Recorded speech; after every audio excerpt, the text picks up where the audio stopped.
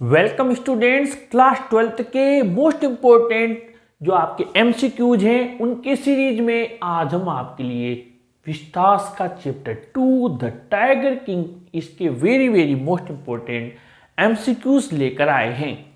आइए पढ़ते हैं और आप लोगों को हम वो ट्रिक बताने जा रहे हैं जिससे आपका टेस्ट भी होगा और आपको क्वेश्चन याद भी रह जाएंगे। The Maharaja of blank space is the hero of this story, यानी कि ये तो चैप्टर की स्टार्टिंग में आता है। बहुत सिंपल है, जिस भी बच्चे ने ये चैप्टर पढ़ा है उसको इजीली आ जाएगा कि जो महाराजा हैं वो इस कहानी के नायक हैं और वो कहाँ के हैं। चार आपको ऑप्शन दिए हुए हैं, श्रीपुरम, कांचीपुरम, प्रतिबंधपुरम और नारायणपुरम। जरूर से ध्यान आ गया होगा, ये आपका सही भी जाएगा। इसका सही आंसर है सी, प्रतिबंधपुरम। आगे बढ़ते हैं। Which one is not related to the Tiger King? आपको पता होगा चैप्टर के स्टार्टिंग में ऊपर ही जो द टाइगर किंग है, जो इसका शॉर्ट नाम है, हम निकनेम कह सकते हैं। इसके और भी कई सारे नाम दिए हुए हैं और उन नामों में से ये आपके जो डॉट डॉट लगकर जो हम शॉर्ट में नाम बनाते हैं ये भी लिखे हुए हैं। अब ये पूछ सकता है कि ये बताइए इनमें से कौन सा which one is not related. ये विशेष हम जल्दबाजी ज्यादा करते हैं, पढ़ते नहीं क्वेश्चन को, कौन सा रिलेटेड है और ध्यान में आ गया यार ये वाला रिलेटेड है, ये तो याद है। पढ़िए, which one is not related यानी जो संबंधित नहीं है टू द टाइगर किंग, बाघ राजा से। चार ऑप्शन है, CRCK, MDA, MAD, SCTC। इनमें से कौन सा उससे संबंधित नहीं है ये आपको ध्यान रखना है। देख लीजिए, आपको पूरा टाइम दिया जा रहा है कि इनमें से कौन सा उससे संबंधित नहीं है। क्या आपको ध्यान आया? और अगर ध्यान नहीं आया है तो फिर इसका सही आंसर मैं आपको बता देता हूं, वो है बी, MDA। यानी CRCK भी है, MAD भी है और SCTC भी है। बस एक चीज नहीं है और वो है आपके MDA। Number 3, a baby बेयरली blank space old open it's lips in speech. एक बच्चा मुश्किल से कितनी उम्र का होगा, इतना उम्र का, मुश्किल से इतने से दिनों का है और स्पीच यानी बोलने में उसके लिप्स को खोल रहा था। कितने दिन का था जब वो बाघ राजा बोलने लगा था? 15 डेज, 10 डेज, 20 डेज, 30 डेज। अधिकतर को आ गया होगा, ये है 10 days. Number 4, the prince was born in the hour of.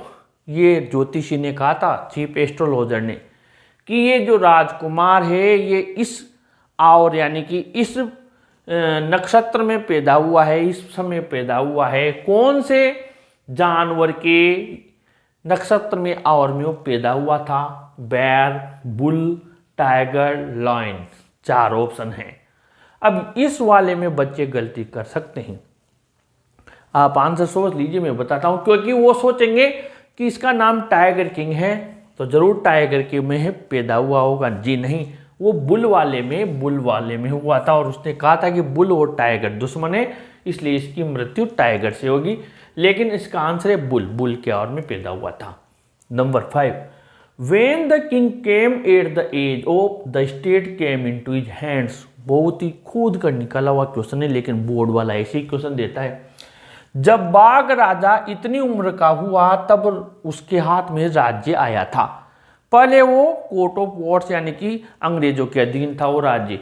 कितने साल का हुआ था? 18 ईयर्स, 19 ईयर्स, 20 ईयर्स, 21 ईयर्स। पहले आप आंसर सोच लीजिए कितने साल का होता है। इसका सही आंसर है सी, 20 ईयर्स। 20 साल का हुआ तब उसके हाथ में राज्य आया था। ये छठा क्वेश्चन है, 6th। इसको ध्यान दीजिए, इसमें मैंने इतने सारी अंडरलाइंस की हुई है। ये इस वजह से की हुई है कि मैंने क्वेश्चन तो एक बनाया है, लेकिन इस क्वेश्चन में से आपके 4 क्वेश्चंस बन रहे हैं। ये ध्यान रखना, एक बनाया है 4 बन रहे हैं। कैसे? मान लीजिए हमने 50 डायमंड रिंग्स यहाँ लिख दी। The tiger king sent 50 diamond rings of 3 lakh rupees arrived from British company blank space to the British officer's wife. इतने सारे क्वेश्चन हैं। अब यहाँ पर पहले हम इस क्वेश्चन का आंसर देख लेते हैं कि बाघ राजा ने 50 हीरे की अंगूठियां 3 लाख रुपए की थी। ये ब्रिटिश ज्वेलर्स की कंपनी थी जो मंगवाई थी और उस ब्रिटिश अधिकारी की पत्नी को भेज दी थी। वो अंगूठियां कहाँ से मंगवाई थी? क्वेश्चन अभी तो ये है, मद्रास से, मुंबई से, कलकत्ता से, बेंगलोर से, कहाँ से मंगवाई थी? ये 4 ऑप्शन आपके सामने है। वो अंगूठियां जो हीरे की मंगवाई थी, तो इसका सही आंसर तो है आपके सी, कलकत्ता। ठीक है, लेकिन आपसे पूछ सकता है कितनी अंगूठियां मंगवाई थी, वो दे देगा 30, 40, 50, 60। एक तो ये पूछ सकता है।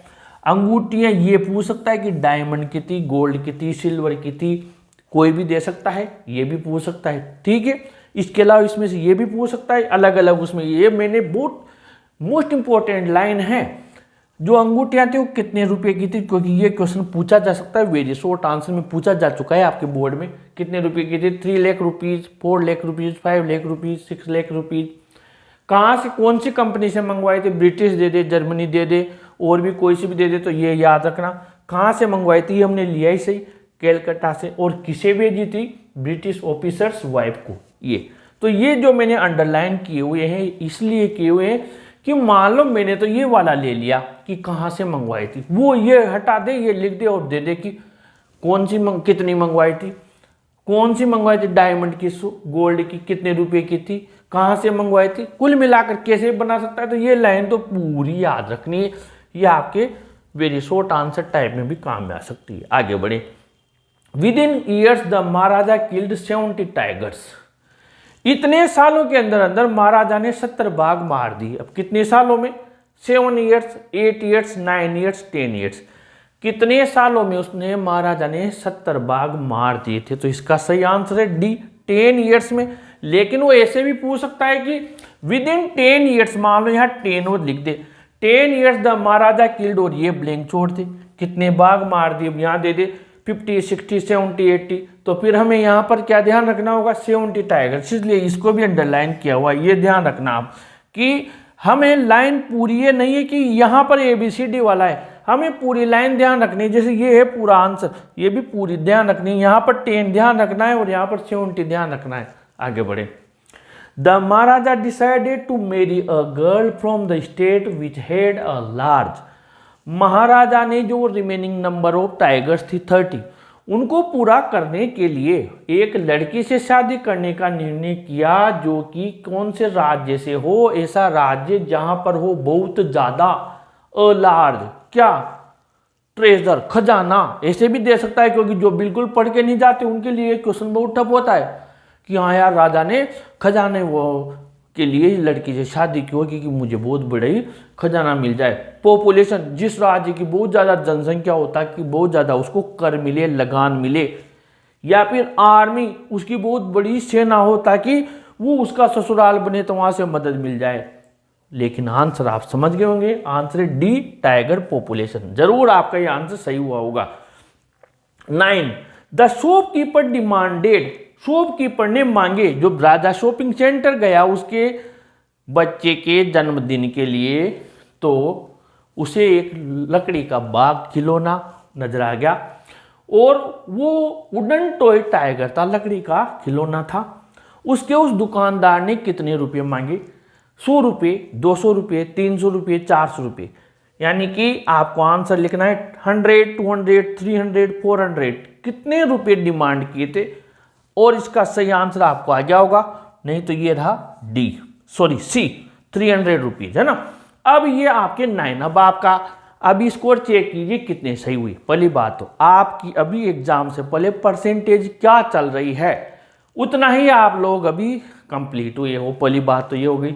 दूसरा ये है कि यहाँ 9 क्वेश्चन लिए हैं, इसमें आपको पता हो तो ये एक क्वेश्चन वो भी है कि जब महाराजा के इन्फेक्शन फैल गया था हाथ में, तो 3 सर्जन्स मंगवाए गए थे, 3 शल्य चिकित्सक मंगवाए गए थे। 3 सर्जन्स वर अराइव्ड फ्रॉम, कहाँ से आए थे वो? स्थान दे देगा, ऐसे 4 ऑप्शन देगा आपको, मद्रास, मुंबई, कलकत्ता, बेंगलोर, दिल्ली, कुछ भी दे देगा, और आपसे पूछेगा कहाँ से आए थे। उसका सही आंसर आपको याद रखना है, और वो सही आंसर क्या है? मद्रास से आए थे। कहाँ से आए थे? मद्रास से आए थे। एक तो ये हो गया। और जब राजा उसके बच्चे का कौन सा बर्थडे सेलिब्रेट करने के लिए बाग वो लकड़ी का लेकर आया था, toy tiger, wooden toy tiger, कौन सा बर्थडे सेलिब्रेट करने जा रहा था, फर्स्ट, सेकंड, थर्ड, फोर्थ, ये भी पूछ सकता है।